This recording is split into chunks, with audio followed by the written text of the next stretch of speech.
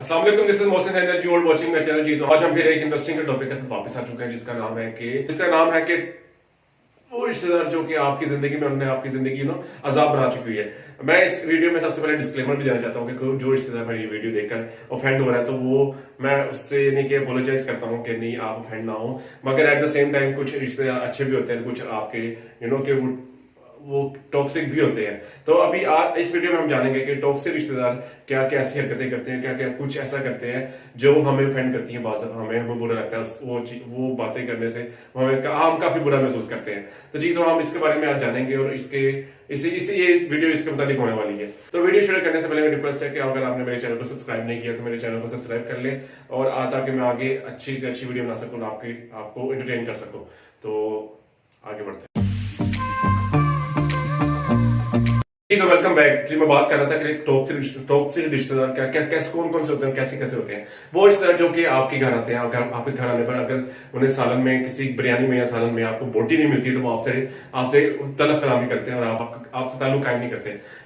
ऐसे रिश्तेदार जो कि जिसको आप गोश्त का शॉपर भर कर देकर और आप उधर जाके कि ये आपके लिए आया, तो जब वो गोश्त का शॉपर देखने के बाद वो ये कहें कि आपने मुझे पाई देने थे तो आपने मुझे क्यों दे दिया, और इसके बाद वो फिर क्या करते हैं, इसके बाद वो एक रिश्ता तोड़ देते हैं कि नहीं हमने इनसे बात नहीं करनी, हमने ये नहीं करना। फिर उसके बाद जो कि आपको किसी फंक्शन पे या किसी भी जगह पे अगर आपको किसी सैर करने जा रहे हैं तो अगर आपने उसको गाड़ी में नहीं बिठाया, उसको फ्रंट सीट पे नहीं बिठाया तो वो उस वजह से भी आपसे नाराजगी कर लेते हैं। तो ये वो रिश्तेदार है जो कि मैं आपको आगे ये एक्सप्लेन करने वाला हूँ कि कैसे क्या क्या चीजें हो जाती हैं जो कि आपको फेस करनी पड़ती है और हमें सच फेस करनी पड़ रही है, क्योंकि हम एक ऐसे मोर्चे में रहते हैं जिसमें हम रिश्तेदारों के बगैर नहीं रह सकते। बात करें टॉक्सिक रिश्तेदारों में, तो पाकिस्तान में रिश्तेदार ऐसे आते हैं जैसे अगर आपको पता है कि अगर कोई भी पास से गुजरा हो ना, तो अगर आप थके घर आए हैं या स्कूल से घर आए हैं तो आपको पता है अगर आप मीठी नींद लेना चाह रहे हैं तो ऑल ऑफ अ सडन आपको पता है कि दरवाजा नॉक होगा, वो आपकी किसकी एंट्री होगी, वो आपके रिश्तेदारों की एंट्री होगी और वो ये कहेंगे कि हम पास से गुजर रहे थे तो हम यहाँ पर आ गए। यानी कि पाकिस्तानियों के घर में रिश्तेदार ऐसे आते हैं,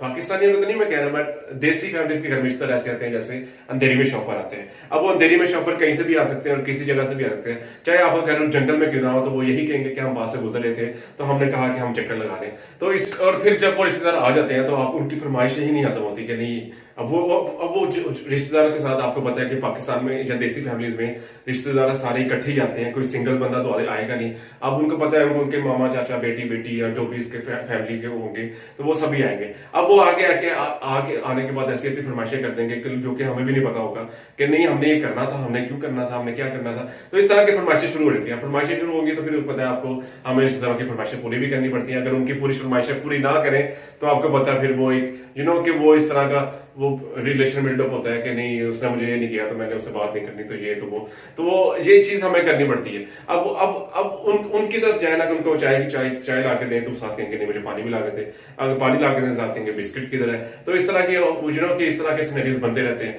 फिर वो लड़की जो कि पूरा दिन अपने साथ खुजाती रहती है, उसके शोल्डर्स पे जुएं पड़ी जाती थी, तो वो भी अब जब आती है तो आपको पता है कि वो बाल उसने स्ट्रेट किया होता है और आपको पता है कि वो एक टशन में आती है हमारे घर में कि नहीं हमने जाना है, हमने अपने चाचे की तरफ जाना है, मामे की तरफ जाना है, तो हमने ये सब कुछ करना है। तो ये वो लड़की है जो कि आपको पता है कि कहाँ से फिर उठ के फिर कहाँ कैसे हो जाती है, फिर आगे इस तरह करती है, फिर फरमाइशें रखती है कि नहीं मुझे साथ पानी भी दो, मुझे साथ ये भी दो, मैं इतनी चाय नहीं पीऊंगी। तो इस तरह की बातें करती है।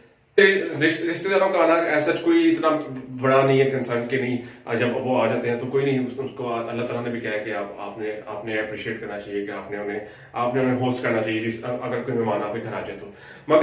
मगर बाद में क्या होता है कि जब वो आपके घर आके आपके बच्चों का दिमाग चाटते हैं या आपका दिमाग चाटते हैं या आपके दिमाग में आपके बच्चों के लिए कोई इस तरह की वो एक इम्प्लांट करते हैं, फीलिंग डालते हैं कि नहीं यार अगर सपोज अगर आपका बच्चा कह रहा है कि मैंने कोई सिंगर बनना है या कुछ इस तरह का करना है, तो वो आपके पेरेंट्स के दिमाग में डालते हैं कि नहीं आप इसको क्यों करवा रही है ऐसे, वो फलां की बेटी थी तो उसने ये किया तो उसको वो चीज नहीं मिली, अब वो फलां काम कर रही है।